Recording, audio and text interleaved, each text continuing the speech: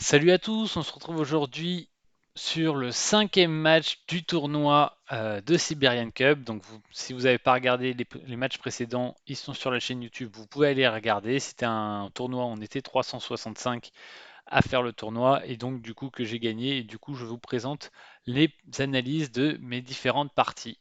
Donc ici, c'est moi qui commence. C'est un petit avantage quand même à Seven Wonders Duel de commencer. Je prends le tome d'Artemis. L'idée, c'est de prendre la merveille pour rejouer.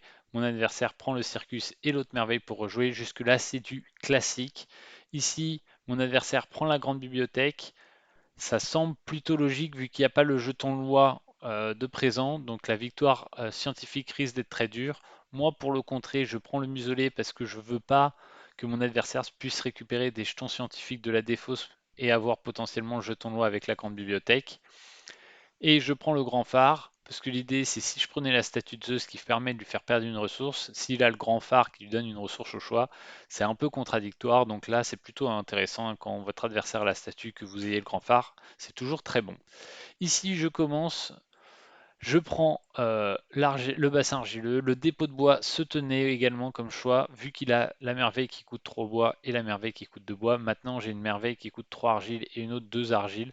Donc j'ai quand même besoin d'argile, donc j'ai préféré prendre l'argile. Ici très rapidement, je ne veux pas me mettre en difficulté sur les jetons scientifiques, du coup je prends le premier scientifique là, et on obtient 2 scientifiques. Il prend l'apothicaire. Personnellement, je préfère le scriptorium. Je vous l'ai déjà dit dans certaines vidéos, mais c'est lié au chaînage. C'est-à-dire qu'en prenant le scriptorium, j'aurai la bibliothèque gratuitement. Alors qu'en prenant l'apothicaire, peut-être que ça lui vaut un point de victoire, mais il n'y a pas de chaînage et potentiellement les chaînages peuvent rapporter 7 points de victoire. Donc pour moi, c'est une petite erreur de sa part sur ce coup-là. Ici, il défausse une carte. Moi, ça me va bien parce que je défausse celle-ci également et du coup, je ne suis pas en difficulté. Alors, c'était là l'intérêt aussi de prendre le dépôt de bois, c'est que lui, il défausse pour 3 d'or alors que moi, je défausse que pour 2 d'or. Mais bon, je suis plutôt pas mal. Ici, un deuxième bassin argileux, ça tombe très bien comme ça. Il va devoir payer ses argiles assez cher s'il en a besoin à l'âge 2 ou à l'âge 3. Il prend la presse qui est une petite problématique pour moi. Et ici, de mémoire, je vais défausser le bassin argileux. L'idée, c'est de ne pas lui laisser, mais vu que j'ai 2 argiles, je pense que c'est plus intéressant de récupérer 2 d'or pour en le défaussant que de payer 3 d'or le bassin, même si après toutes mes prochaines défausses me rapporteront 1 d'or de moins. Ici, mon adversaire fait tout de suite sa merveille pour rejouer. Pour moi, c'est un choix qui est assez incompréhensible. L'idée, c'est quand vous utilisez une merveille pour l'âge 1, c'est parce que vous voulez avoir le choix des cartes si par exemple il y a des mauvaises cartes ici ou des mauvaises cartes là. Or là, le dépôt de pierre et les 4 d'or sont deux bonnes cartes. Le bois et la pierre sont deux bonnes cartes. Donc pour moi, il y a une erreur ici parce qu'il utilise une merveille pour rejouer pour au final avoir le choix entre ces deux cartes, sauf que les deux cartes sont bonnes, donc au final, il n'y avait pas d'importance d'avoir ce choix-là. Donc ici, il défausse le militaire, je défausse le militaire, il prend le dépôt de pierre, pas de souci, je vais prendre les 4 d'or, il va prendre la verrerie, et l'idée ici, moi je vais aller prendre le pierre, comme ça lui sera obligé de prendre le bois et j'aurai le bois gratuitement.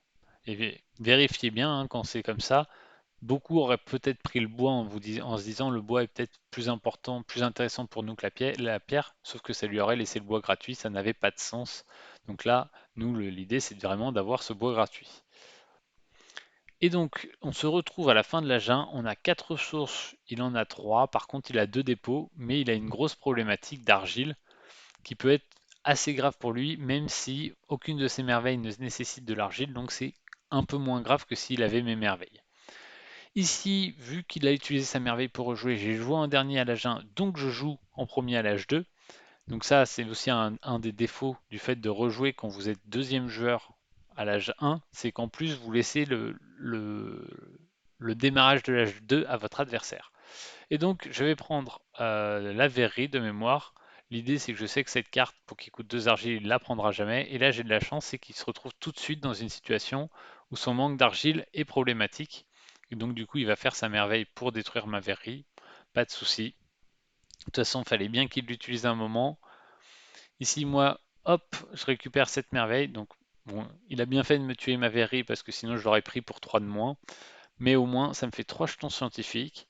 Potentiellement, j'ai une merveille pour rejouer, il en a plus, donc je peux aller chercher celui-là.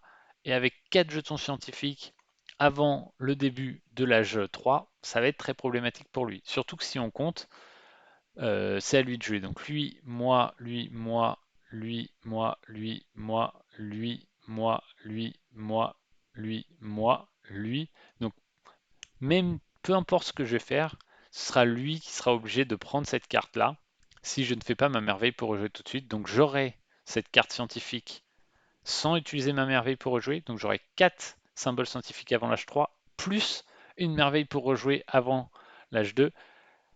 Donc dans mon idée, euh, il a la grande bibliothèque, mais le jeton théologie est là, donc il ne pourra pas rejouer. Il a un symbole scientifique pour potentiellement avoir un truc, pour potentiellement avoir le jeton progrès, sauf que c'est la tuile que je viens de compter, donc il ne l'aura pas. Donc je sais qu'il n'aura plus jamais de merveille pour rejouer jusqu'à la fin de la partie, et ça c'est très problématique pour lui.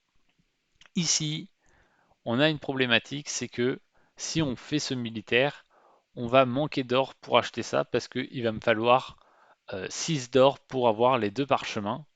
Donc je défausse l'or et l'idée c'est vraiment d'avoir toujours 6 d'or pour être sûr de pouvoir acheter ce rouage. Ici, bah, pour le coup, on va faire cette carte parce qu'elle nous coûte 3 d'or, on passe à 5, mais j'ai un des parchemins que je n'ai pu acheter, donc elle me coûtera plus que 3 d'or, donc c'est pas très grave.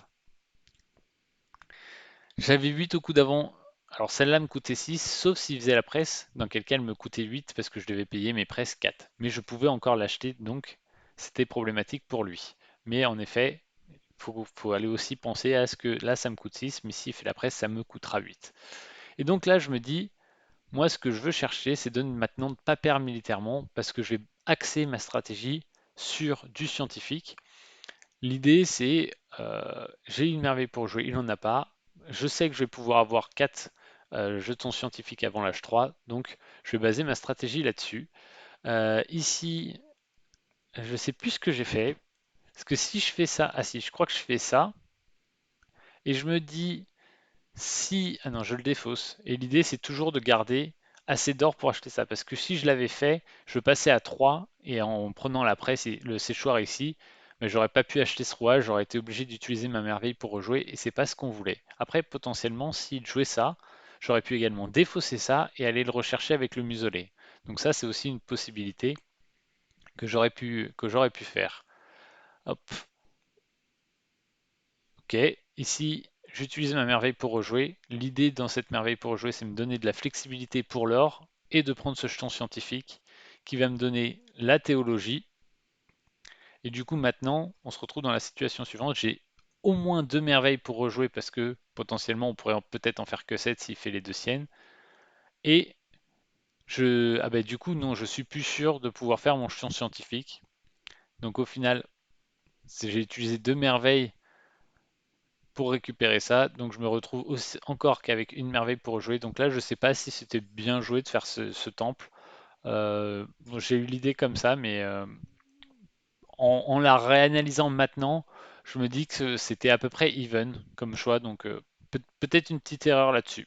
Mais bon, ici, je prends les militaires pour essayer de ne pas perdre militairement. Et je vais clairement axer ma stratégie. Vous voyez, je commence à être un peu à la ramasse en termes de points de victoire parce que mon but n'est pas du tout de gagner avec les points de victoire. Soit de gagner avec les militaires, mais en n'ayant qu'une seule merveille pour rejouer, ça risque d'être compliqué, soit en gagnant scientifiquement. Et là, vu que j'étais derrière en militaire, j'ai le premier choix, et quand je vois ces deux jetons scientifiques, je sais que je vais gagner en scientifique. Donc je vous passe la fin de la partie rapidement, je prends ce jeton, et je vais faire très vite pour aller récupérer celui-là. Ouais, je récupère même ici. Et donc je finis la partie ainsi. Une victoire scientifique, alors que pourtant rien ne m'était destiné à la victoire scientifique, vu qu'il n'y avait pas le jeton loi, que j'avais pas la grande bibliothèque.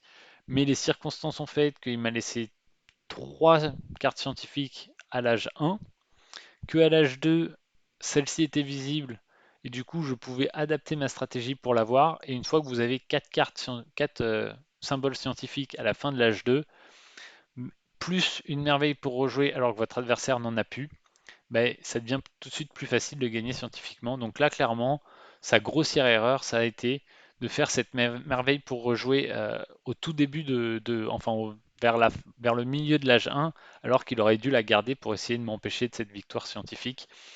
Potentiellement aussi, il fait peut-être une erreur sur le tout début de la partie en ne prenant pas le symbole scientifique qui est celui-ci de mémoire. Il a préféré prendre le dépôt de bois, mais ça pour moi c'est pas une vraie erreur. Voilà, ça se tenait comme coup. Donc bon, et après, bah, je pense qu'il aurait dû prendre le scriptorium à la place de l'apothicaire, mais ça je vous l'ai dit pendant l'analyse. Voilà, j'espère que cette petite vidéo vous a plu et je vous dis à bientôt pour la suite du tournoi. Allez, salut!